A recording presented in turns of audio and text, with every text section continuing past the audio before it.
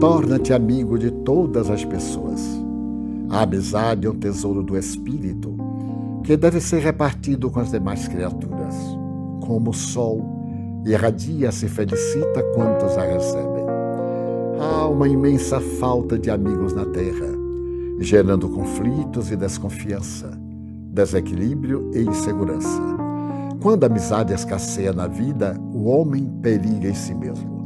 Sê tu o amigo gentil, mesmo que, por enquanto, experimentes incompreensão e dificuldades.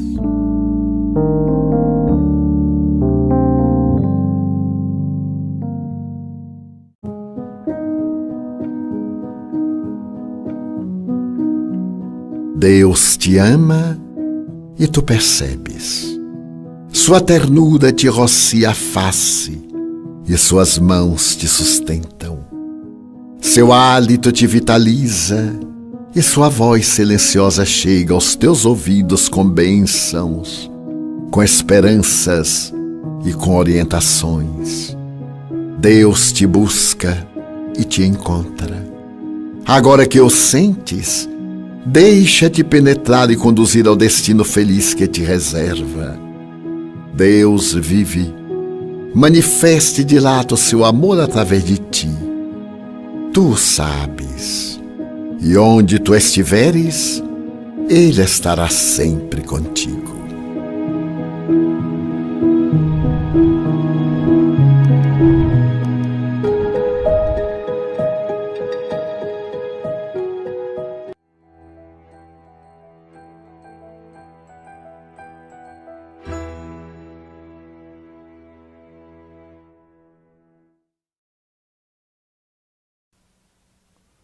Boa noite a todos. Vamos dar início à nossa reunião doutrinária desta terça-feira. Oremos. Senhor e Mestre Jesus, amigo incondicional das nossas vidas, nunca estamos sozinhos. Sempre estivestes conosco. E sabemos do teu amparo e proteção e da vossa regência por toda a humanidade. Não podemos nos sentir abandonados, tristes, sem rumo, porque nos aponta sempre o rumo a seguir. O teu olhar nos atrai e te buscamos com sofreguidão. E entendemos, Senhor, que Deus é amparo e proteção. Guia-nos nesses dias de tumulto, de tristeza, de sofreguidão. És a alegria do mundo. Que seria de nós se não estivesse vós conosco nessa longa caminhada?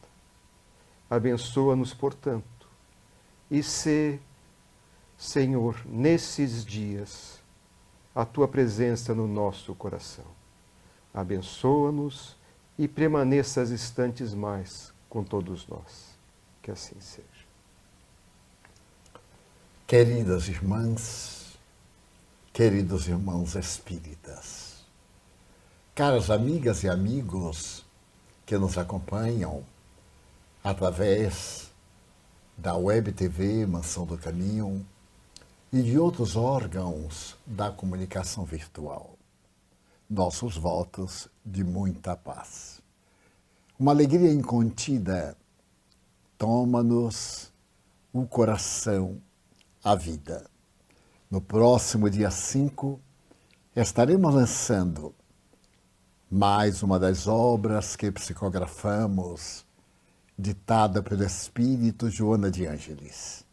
Trata-se do livro Vidas Vazias.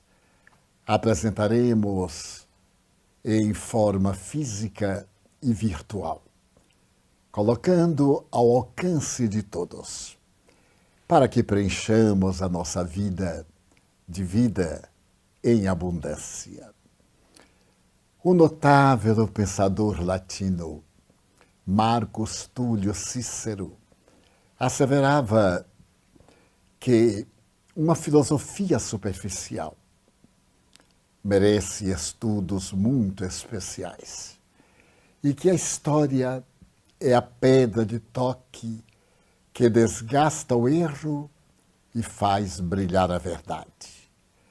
16 séculos depois, Lord Bacon, representando o nascer da cultura racional, falava que uma filosofia superficial leva o indivíduo ao materialismo, mas uma filosofia profunda conduz a mente humana ao verdadeiro pensamento religioso.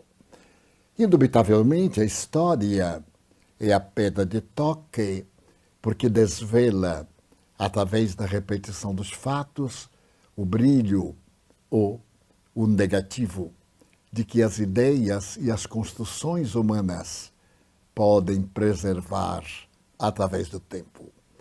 E quando Bacon assevera que uma filosofia profunda induz à religião, é porque essa religião racional, lógica, já é em si mesma a existência de Deus em uma religação com a criatura humana.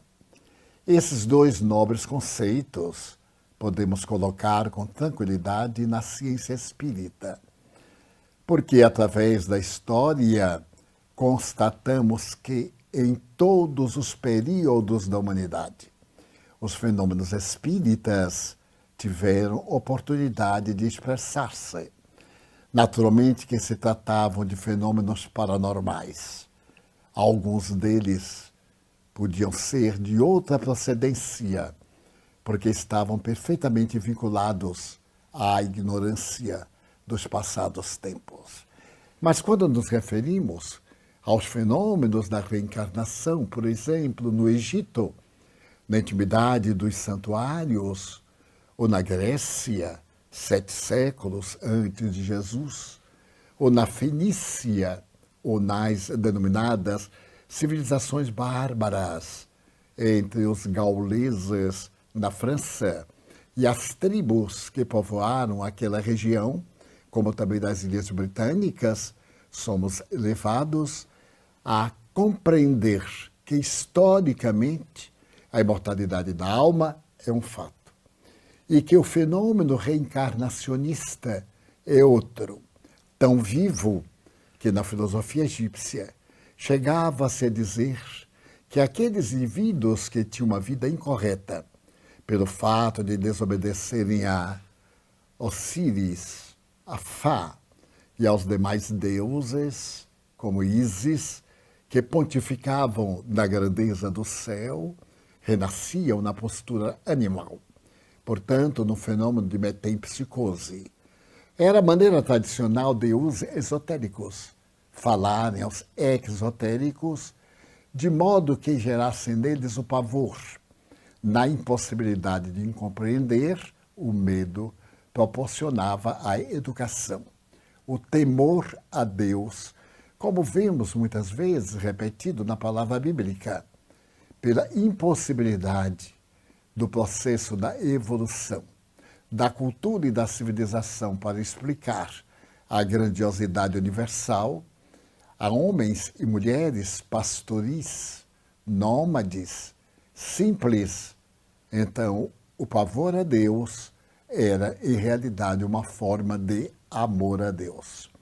Porque era impossível, com a linguagem vigente, explicar a essas gerações primitivas que ainda necessitavam da alimentação brutal, da carne quase crua e, naturalmente, do seu próximo pelo medo das forças tenebrosas da imortalidade, em acreditar nessa realidade tão sutil, tão gloriosa quanto a imortalidade da alma. Historicamente, os fenômenos que o Espiritismo sintetizou na codificação kardeciana são a pedra de toque que desgasta o erro e faz brilhar a verdade. Allan Kardec foi essa pedra de toque, porque ele pegou dos fatos históricos universais e demonstrou, à luz da lógica e da repetição, que eram perfeitamente normais, no sentido de ocorrências que escapavam, recebendo uma definição de paranormais, por não estarem ligados exclusivamente aos sentidos e órgãos denominados normais, os órgãos físicos. Por isso mesmo foram chamados metapsíquicos, parafísicos, parapsicológicos, psicobiofísicos e etc. E quando Bacon resolveu demonstrar que uma filosofia profunda induz à religião, ele também poderia hoje aplicar na doutrina espírita. Diz Kardec, fé verdadeira é aquela que somente pode enfrentar a humanidade em todas as épocas, face a face, cara a cara, como na tradução espanhola. Nós poderíamos verificar que, ao examinarmos a realidade da vida, as suas origens, e nos aprofundarmos no incognoscível, realizamos um ato de natureza parafísica e tombamos numa crença. Essa crença é de que a nossa origem é de natureza divina. Não é uma natureza natural, absolutamente orgânica, mas ela tem uma energia, um psiquismo, uma força cósmica que lhe dá origem, que prossegue e que se encontra íncita em todas as manifestações da natureza. Este introito, para podermos hoje falar alguns recortes de Allan Kardec. O mês de abril para nós espíritas, no Brasil, é muito rico. Entre outras coisas, o aniversário de Chico Xavier, no dia 2. Logo depois, no dia 15, o lançamento de um livro, o Evangelho segundo o Espiritismo. No dia 18, o Livro dos Espíritos. Nesse ínterim, a desencarnação de Leon Denis e quantos outros fenômenos curiosos que ocorreram em abril. Como estamos celebrando a doutrina espírita no mês de abril, vale a pena fazer alguns recortes. O espírito dedicado ao bem, Hilário Silva, através da mediunidade do Valdo Vieira, à época em que residia Ubiraba, ao lado do Chico Xavier, narra-nos uma página de incoercível beleza. Permito-me narrá-la ao sabor da minha própria emoção. Allan Kardec, depois da luta, estava cansado. Ele fazia tudo, isto é, ele e Madame Allan Kardec. Ela se encarregava de abrir a correspondência, de responder algumas cartas por ele ditadas e etc. Mas naquela manhã, em especial, ele estava cansado. Esse cansaço que faz parte da vida de todo idealista. Não era desencanto, não era decepção, era simplesmente cansaço. Quando Amélie apresentou-lhe um pacote muito delicado, embrulhado no papel de seda azul, com uma fita, parecia um presente. Chegara pelo correio da véspera. E ela, sabendo de quanto ele amava aos seus correspondentes, acercou-se-lhe: deixe-me colocar um pouco de imaginação. Ele estava à janela. Abriu, ainda soprava ventos frios em Paris. E olhava pelo quadrângulo da janela aquele céu, le ciel bleu de Paris, aquele céu de natureza azul, porém um azul escuro, sombrio e melancólico com seu robe de chambre. Então ela abre o pacote e lhe diz: Denisar, eis o que chegou do correio ao entardecer de ontem. Ele olha, curiosamente era um livro, e ele amava os livros. O livro estava bem encadernado em percalina, com as letras em ouro. Ele sentiu uma emoção especial. Olhou com mais atenção, era Le Livre des Esprits. Ora, a obra gloriosa do seu coração. Fazia 10 anos quase que ele havia lançado essa obra, como nos referimos aqui, a 18 de abril passado. E então sorriu, sentiu a ternura o carinho daquele desconhecido que ele enviava este presente. E, ao abrir, cai uma carta que estava entre a capa e as primeiras páginas. Ele abaixou-se, pegou a carta e logo a curiosidade intelectual fez-o abrir a carta. Era uma carta repassada de uma grande beleza. Dizia mais ou menos assim: Senhor Allan Kardec, o senhor não me conhece, mas eu gostaria de chegar até o senhor para contar-lhe a minha história. Eu sou um jovem tipógrafo. Eu vim do interior da França para poder desenvolver-me aqui em Paris. Chegando a Paris, encontrei um excelente trabalho numa livraria famosa. E na livraria eu consegui um relacionamento muito bom com diversas pessoas. Era uma livraria editora. E nesse ínterim, eu conheci uma jovem, Marie Antoinette, e naturalmente apaixonei-me. Apaixonei-me no que foi correspondido e terminamos por casar-nos. Éramos imensamente felizes. Mas há um velho ditado que não há felicidade que sempre dure ou desgraça que um dia não se acabe. E a minha suave Marie pegou a peste branca, quer dizer, a tuberculose, e começou a definhar, a tossir, a emagrecer. Eu a via desaparecer diante dos meus olhos. E do dia terrível que eu não consigo esquecer, ela morreu nos meus braços, vitimada pela hemoptise. Eu fiquei desesperado. Após sepultá-la, comecei a pensar qual era a finalidade da minha vida. O ser, que era o ar que eu respirava, que representava as minhas aspirações. Estávamos formando projetos de uma família. Vê-la arrebatada pela morte de uma maneira fria, eu senti o coração despedaçar-me. Compreendi que não havia razão para continuar lutando. Negligenciei o trabalho e, infelizmente, comecei a tomar bebida alcoólica numa tentativa de esquecê-la e de afogar a minha mágoa na dor do desespero. Perdi o emprego. Estava cada dia mais desesperado. A falta que me fazia era cada dia maior, porque, curiosamente, a morte nos choca primeiro. É um golpe, qual numa pedrada em nossa cabeça.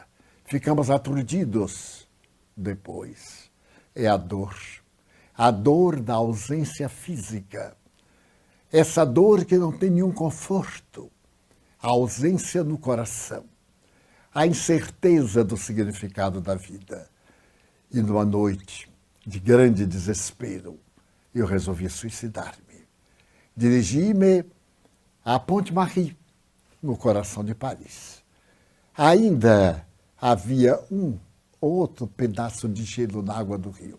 Era muito fácil. Eu não sei nadar. Jogava-me, como outros tantos fizeram ali, como também na Samaritana, ali ao lado.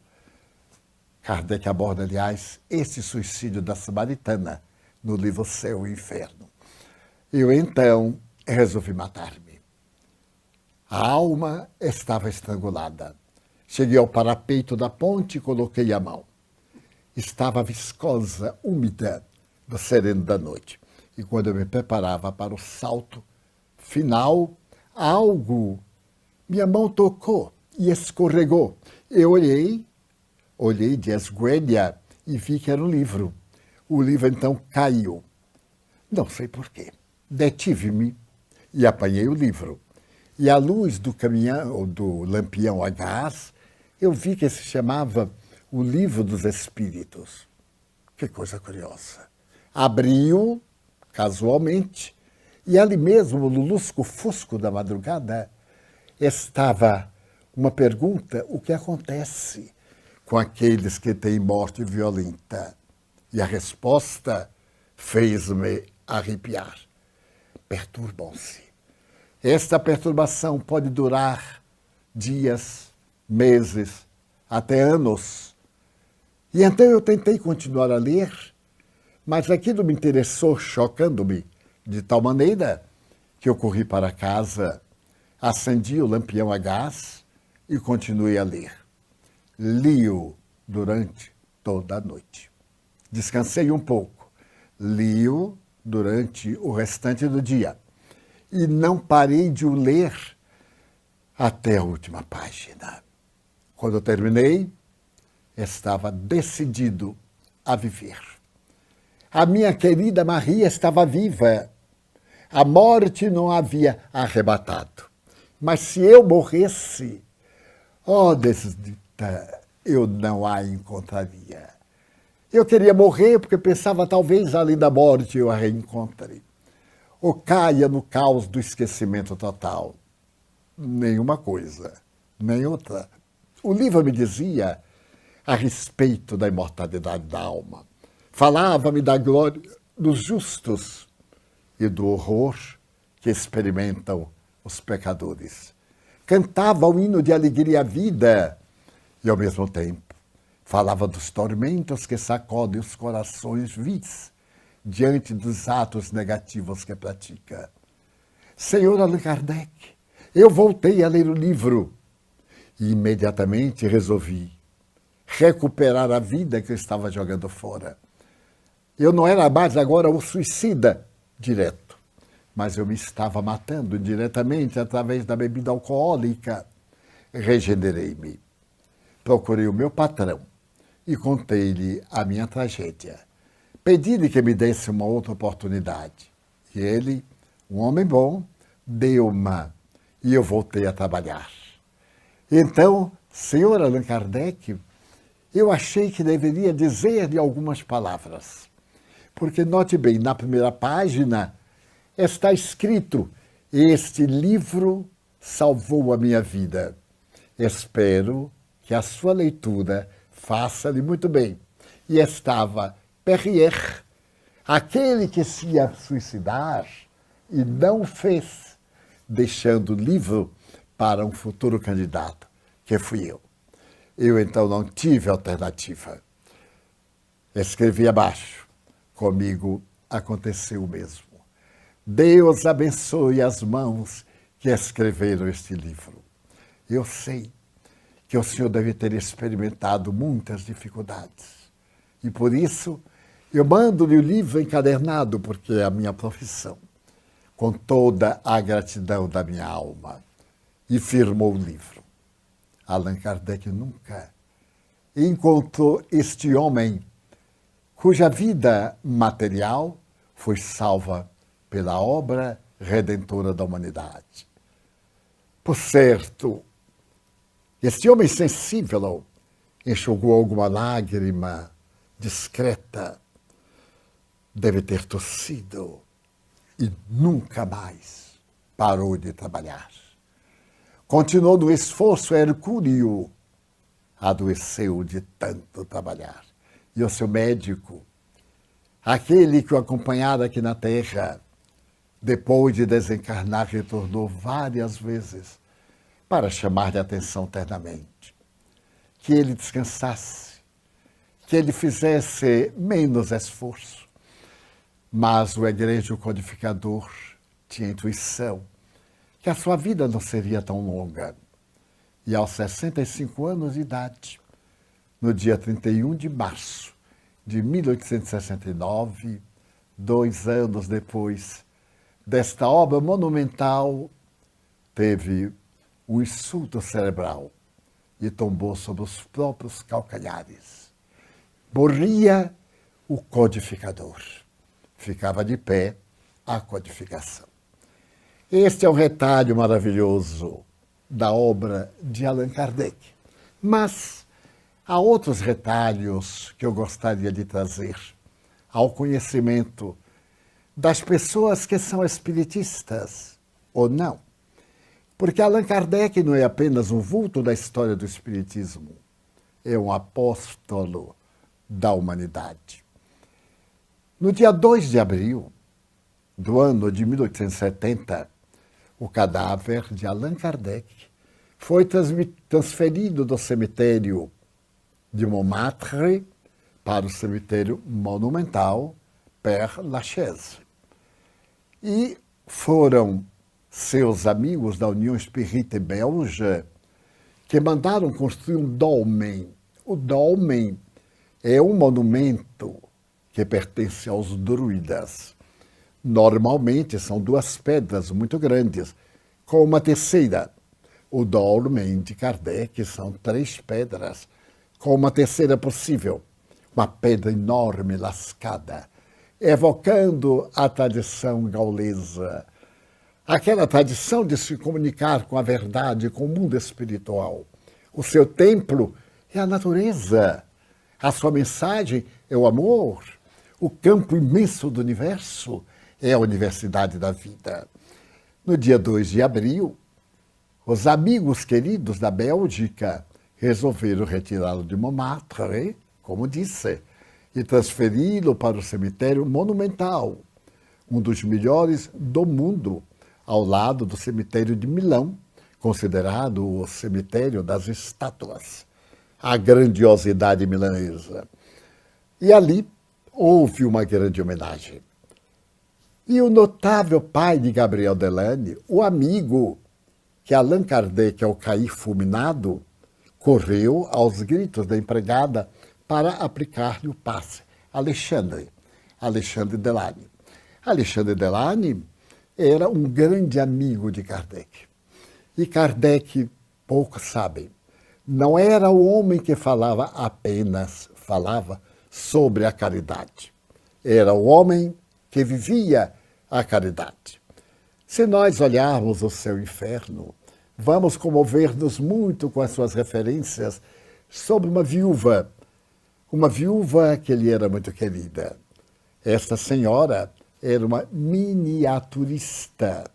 Ela pintava joias e esteve no apogeu, mas quando morreu seu marido, ela foi reduzida quase à miséria. Madame Veuve Foulon.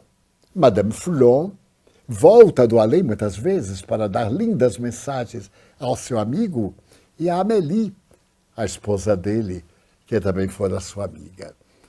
Allan Kardec ajudava, mandando-lhe sempre que possível, através do Sr. Delane, ajuda discreta e silenciosa. A caridade, meus irmãos, a caridade tão esquecida e hoje tão divulgada pela mídia. Nestes dias de desafio, que deveremos ter pudor, ter muito cuidado para não fazermos fortuna explorando a situação calamitosa, para não nos destacarmos como os missionários, os solucionadores, aproveitando as lágrimas alheias. Cabe-nos chorar com eles, consolando-os no silêncio e desaparecendo.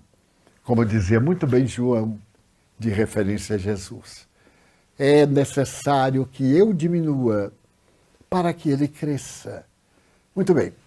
Naquele momento, o senhor Delane não pôde ir e mandou uma carta que é um belo documento. Como o mundo espiritual é fantástico.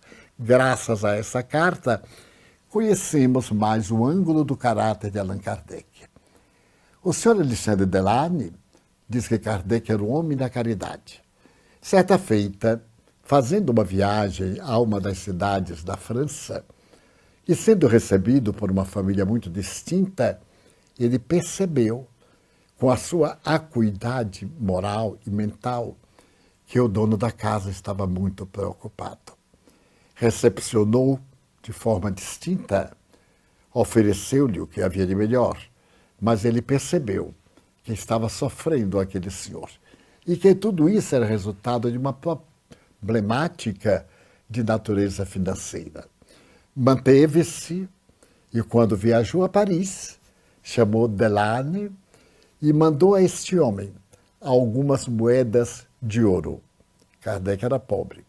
Vivia do seu salário e da venda das obras espíritas que ele revertia na publicação de outras obras espíritas. E nisto ele mandou uma carta de que dizia assim: meu querido amigo, aceite esta colaboração da parte dos bons espíritos. Ele utilizava de um papel cor-de-rosa. E então Delany era o mensageiro dessa doação que salvou algumas vidas. Mais tarde, Delany veio saber que aquele homem estava às portas da falência e que a colaboração do codificador salvou-lhe a vida. Inúmeras vezes, Delany foi o instrumento dessa generosidade extraordinária do codificador. Então, quando Kardec fala sobre a caridade, ele é nada mais, nada menos do que o exemplo. Façamos uma pausa e voltamos já já. Olá, amigos! Eu quero te convidar para que você possa acessar ao Espiritismo numa perspectiva de poder olhar os aspectos históricos e atuais, capitaneado naturalmente por uma figura emblemática, significativa, um ícone do nosso movimento espírita, Divaldo Pereira Franco. Espiritismo Play é essa plataforma através da qual você mergulha em conteúdos inéditos e em conteúdos históricos. E tu tens a possibilidade de poder viver o Espiritismo através das reflexões desse que é o nosso maior divulgador do Espiritismo nos últimos tempos, cuja palavra sempre nos encanta. Eu te convido para que tu possas fazer parte dessa plataforma, fazendo uma assinatura e também contribuindo desse modo com a Mansão do Caminho. Um abraço.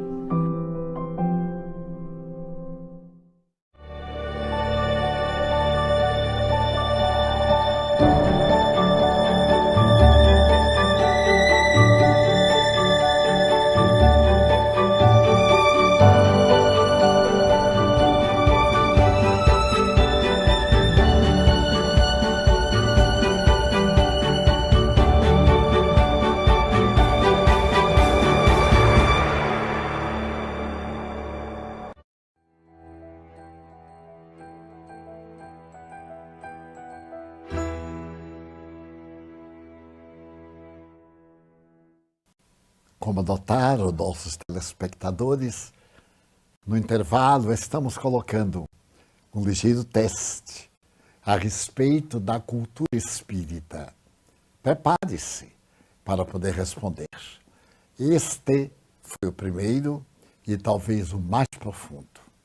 É a questão 625 de O Livro dos Espíritos, quando Allan Kardec interroga: qual o ser mais perfeito que Deus nos ofereceu para servir-nos de modelo e guia? Jesus é o ser mais perfeito. Mas façamos mais um recorte da vida deste homem notável, bastante desconhecido, até mesmo de alguns de nós, os espíritas menos dedicados. Allan Kardec experimentou o fel, a amargura, os testemunhos mais dolorosos. Recordemos que era o período de intolerância, que estava no poder Napoleão III, sobrinho neto de Napoleão Bonaparte. Napoleão III, herdeiro da coroa, por volta de 1840, havia proposto que a democracia seria o melhor regime para a França. Feita a sua campanha política, eleitoral, ele venceu, mas logo depois ele deu um golpe de Estado e trouxe de volta a monarquia, que a Revolução de 89 havia derrubado. Em consequência, ele se fez Napoleão III. E para poder manter-se no trono, ele firmou uma concordata com a Igreja Católica Apostólica Romana. E o primeiro trabalho de todo ditador é silenciar a imprensa. Porque a imprensa é a boca da verdade para o conhecimento do povo. Tecnicamente, porque, em verdade, nem sempre isso é atendido pela imprensa. Daí nós temos a imprensa marrom, a imprensa chula, a imprensa fake, a imprensa. Eu me refiro à imprensa, aquela que honra Gutenberg, o criador das letras móveis. Então, para que uma obra saísse, era necessário passar pelo crivo da censura. E a censura é perversa, somente permite publicar-se aquilo que está de acordo com seus métodos bárbaros. Mas bem, Allan Kardec teve que passar pelas mesmas injunções. E pelo fato de apresentar a doutrina, os periódicos da época, de orientação católica 90%, alguns materialistas, porque já havia o pensamento livre, o iluminismo voltairiano e de outros pensadores, o positivismo como filosofia. As ideias novas eram muitas vezes combatidas tenazmente. E podemos dizer que Allan Kardec é o primeiro jornalista espírita, porque ao criar a revista Spiritre, ele responde a todos os ataques com nobreza, como um jornalista honrado, como temos alguns poucos no Brasil e no mundo. E então, ele sofreu muito. Sofreu perseguições atrozes de amigos, de adversários, de religiosos, de cientistas, mas também da ralé. E por volta de 10 anos, após publicado o Livro dos Espíritos, 1867, ele escreveu uma nota. Essa nota, depois que ele morreu, ficou na gaveta em que ele guardava alguns apontamentos. Ley-Marie, seu amigo, depois da morte do querido companheiro, ficou deslumbrado com as anotações que ele ia colecionando para formular futuros livros. E quem sabe um livro biográfico. Por isso que ele narra todos os detalhes de como se fez espírita, desde o primeiro convite que ele recebeu de um amigo para assistir na residência de Madame Maison às chamadas mesas falantes, até as várias experiências, as comunicações. Então nós temos hoje, graças a essas notas e a Ley-Marie, obras póstumas. Essa obra escrita depois da morte do indivíduo narra para nós as lutas notáveis da edificação, da codificação da doutrina espírita. E há um papel que Ley-Marie coloca como rodapé em obras póstumas, falando das lutas do emérito codificador, porque muita gente desconhece as lutas intestinas, os bastidores de tudo. Quantas vezes conosco, os pequeninos lutadores no dia a dia, em nossas atividades domésticas, em nossas atividades profissionais, experimentamos dissabores inenarráveis e sorrimos. Mantemos a aparência gentil, muitas vezes com o coração dilacerado. Mas o que me impressiona é cada dia a grandeza do codificador do Espiritismo. Porque nesta nota de rodapé, que também irei dizer conforme a minha emoção, ele diz mais ou menos assim. Publica esta nota 10 anos depois que foi publicado o Livro dos Espíritos. Quantas experiências eu tenho passado, quantas dores, quantos testemunhos silenciosos. Muitas vezes tive lágrimas que não cheguei a verter. Amigos que me beijavam na Sociedade Parisiense de Estudos Espíritas aproveitavam a minha ausência para esbordoar meu caráter. Diziam coisas terríveis contra mim, mas eu nunca desanimei. Caluniavam-me, a ponto de dizer que eu vivia do sustento das obras espíritas, se lembrasse que eu as publiquei com o meu dinheiro. o resultado do meu trabalho. Tinha direito, portanto, de usufruir dos resultados. Que iria fazer com isto? Muitas vezes eu estive exausto de dor, mas nunca sucumbi. Nunca sucumbi. Chegaram a ferir meu caráter inúmeras vezes.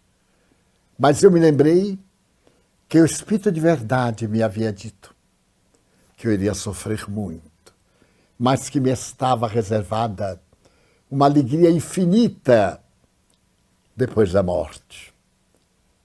Mas eles não me enganaram, porque mesmo na terra, quando eu me sentia acossado pelos perseguidores de todos os lados, eu me recolhia à oração, entregava-me a Deus, e no silêncio da prece eu voava acima das multidões e olhava o futuro do meu destino e podia ver aquilo que me estava reservado.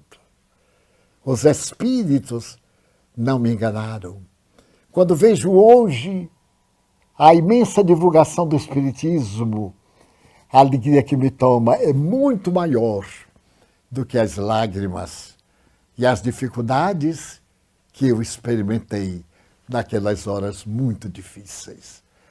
Eu sugeriria aos espíritas que sofrem, permitam-me, que sofremos incompreensões e silenciamos, porque não estamos aqui para defender o nosso nome, a nossa honra. Sempre digo que o meu defensor são os meus atos e que Jesus é o meu patrão. Quem o serve não tem tempo para gastar em jogo de palavras da vaidade egóica e da disputa mentirosa da ilusão dos aplausos. Então eu sugeria que as pessoas que se dedicam ao trabalho do bem lessem esta nota no rodapé da edição do livro Obras Póstumas e lessem o livro para conhecer como é que foi elaborado o espírito, como se davam as comunicações, as relações de Kardec com seus médiuns, as lutas, as viagens e também a interpretação de fatos muito delicados do Evangelho. Ele se aproveita dessa obra magna para poder abordar. Eis porque, nestes dias tumultuosos, os espíritas deveríamos ter uma postura muito nobre. Não nos apresentarmos como salvadores, porque se nós conseguirmos salvar-nos a nós próprios, já é uma grande vitória. Aliás, é tese de Jesus. Do que vos adianta salvar o mundo e perder a própria alma? Diminuirmos o número de mensagens que são colocadas na internet em tentativas de confortar corações, muitas vezes perturbando-os com informações ilegítimas de algumas, com fenômenos em que ressalta a vaidade humana. O codificador nos ensinou que nós, os médiuns, deveríamos tomar para nós próprios a lição da mensagem antes que para os outros. Eu tenho um episódio na existência muito curioso. Licença. Em determinado período da minha vida, faz já muitos anos, eu experimentei, como qualquer ser humano, problemas muito difíceis de relacionamento. Eu era mais jovem, foi um período de lutas muito difíceis para mim. E eu imprimi o silêncio. Jamais disse uma palavra a qualquer pessoa. Falando publicamente, se alguém disser a mim, me disse. Eu desafio a quem quer que seja, se eu tive essa debilidade moral. Não, eu segui o Evangelho. Se os meus atos não condizem com a conduta espírita, não serão as palavras vãs que valerão alguma coisa. E também não tinha tempo. Quem está a serviço do Cristo não tem tempo para a defesa de si mesmo. Muito bem. Mas chegou um dia em que as minhas débeis forças falharam. E quando a benfeitora Joana de Ângeles estava comigo, eu me queixei. Mas me queixei como filho à sua genitora. Eu disse, minha irmã, a senhora é tão gentil. Eu vejo que a senhora escreve a centenas de amigos. Eu já psicografei. Mais de 500 páginas que a senhora endereça a pessoas sofredoras. E eu estou passando por uma transição muito grande. E a senhora ainda não me disse uma palavra. Era uma queixa de filho. Ela sorriu e disse, meu filho, você pensa isso? Eu digo, não é que eu pense. É que eu não recebi da senhora diretamente uma palavra. Ela disse, meu filho, eu sempre escrevo na segunda pessoa do singular, tu. Portanto, eu sempre escrevo a ti, não escrevo aos outros. Quando eu digo tu necessitas, é a ti que eu estou falando. Portanto, eu já escrevi alguns livros dedicados às tuas lágrimas. Não tens por que estar reclamando. Eu, então, como todo indivíduo, criança ferida, eu disse, mas eu queria uma coisa especialmente para mim. Ele diz, mas tudo que eu escrevi é especialmente para ti. Eu fiquei frustrado. Ele disse, nada obstante, eu te vou contar uma história que tu aproveitarás se te aprouver. Havia uma fonte numa floresta que um dia lamentou-se. Meu Deus, eu sou quase inútil, porque as minhas águas estão muito baixas. Nenhuma ave bebe, nenhum animal sorve. Não sirvo para molhar as plantas, para nada. Ó Deus, dá-me a oportunidade de servir. E Deus compadeceu-se, fez chover. A fonte recebeu muita água, cresceu até a borda. Então, viandantes passavam, sorviam-lhe a água, lavavam mãos e rosto e conduziam-na. Pássaros e animais chegavam à borda e a fonte vivia feliz. Mas um dia a fonte disse, ó Senhor, eu estou aqui dentro presa. Daqui eu vejo as raízes de árvores secas por falta de água. Vejo que um córrego antigo secou. Ai, se eu pudesse beneficiar, além de mim, sair de mim. E Deus, compassivo, fez chover. A fonte enriqueceu-se, transbordou, fez um córrego. E outros pequenos córregos aumentaram o volume e, em breve, transformou-se no riacho, que cresceu e correu entre curvas, e a fonte agora, longe da sua nascente, bendizia, mas era uma paisagem imensa, e ouviu falar no mar. O mar, com todas as águas, são 3/4 partes do planeta terrestre. Ela disse, ó Senhor, como eu desejaria chegar ao mar. E choveu, choveu, e a fonte cresceu agora num rio volumoso, que percorreu desertos, que subiu montanhas, e subitamente ele defrontou com paredões enormes de cordilheiras. E aí as águas não puderam ultrapassar. E as águas disseram, ó meu Deus, falta tão pouco para chegar ao mar. Então Deus lhes disse, reclama menos, aumenta o volume, cresce, e transborda, porque o destino de todo rio é a água gloriosa do mar ou do oceano. Entendeu, meu filho? Eu disse, mais ou menos. Pois é, tu és a fonte reclamadora.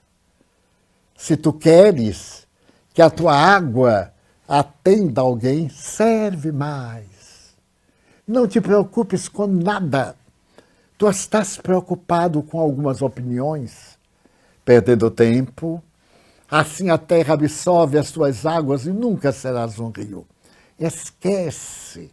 A terra ressequida não necessita da ardência da reclamação, mas da suave tranquilidade da água para embebecer-se e ser útil. A partir de então, eu tenho tentado ser o córrego. A fonte continua generosa, está sangrando suavemente, está saindo da jaula do ego e está tentando atender o areal que a observa, absorve. Atender também alguma planta ressequida aqui e ali, acolá, e aguardando a chuva da misericórdia divina para poder alcançar o mar da graça universal de Deus. Assim, minhas queridas irmãs, meus queridos irmãos, sejamos prudentes nesta hora. Evitemos o exibicionismo, falar daquilo que não conhecemos. Não demos muitas opiniões, hajamos. O ato vale mais do que milhares de palavras. Sorriamos para alguém. Tenhamos cuidado com o contágio, mas não cheguemos ao absurdo de negar socorro a quem necessita. Não cheguemos ao fanatismo de evitar a humanidade, nossa irmã. Porque se for necessário, em favor da humanidade, nos doarmos, qual é a diferença? Todos vamos desencarnar. A mentora Joana de Ângeles me diz que na sua época de monja, Sor Juana Inês de la Cruz, quando ela renunciou à biblioteca, que era chamada a monja da biblioteca, tinha 5.000 livros, e fez a doação com o próprio sangue. Assinou a transferência, foi lavar o solo do monastério. E veio uma peste na cidade do México. E ela foi atender as suas irmãzinhas. Contaminou-se e foi para a pátria. Respeitemos, mas não tenhamos medo. De uma forma ou de outras, nós voltaremos à pátria quando a divindade determinar. Mas não olvidemos que, enquanto estivermos na terra, oremos. Leio no Facebook, uma que outra vez. Orem pelo meu filho que está muito doente. Eu oro, por incrível que pareça, não me custa. Ore pelo meu pai, que está agora na UTI, passando muito mal com o vírus. Então eu paro e digo, oh meu Deus, tem compaixão desse irmão. Poderia ser eu, mas envia um pensamento de ternura a quem solicitou o pedido. Não me custa. Um amigo me disse, mas você vai orar pela humanidade toda? E zombeteiramente me disse, ore pelo catálogo telefônico. Eu disse, olha que ideia notável você me deu. Não vou mais orar pelo catálogo, vou orar pela humanidade inteira. E especialmente pelos que me tocam o coração. Porque a prece, trabalhada na unção da ternura, como diz Chico Xavier, a prece das mães arromba as portas dos céus. Sejamos mães uns dos outros. Nietzsche, esse autor cínico e esquizofrênico, dizia, o amor é verdadeiro quando somos mães uns dos outros. E esta hora exige a doce maternidade do Evangelho sobre todas as criaturas. Chegamos ao momento de interromper a nossa atividade, que daremos continuidade na próxima quinta-feira, quando estaremos aqui falando sobre Espiritismo, quando teremos a oportunidade de estar conosco o querido espírita Alberto Almeida, respondendo questões conosco. Até lá, uma noite de paz. Ore e não saia de casa por enquanto.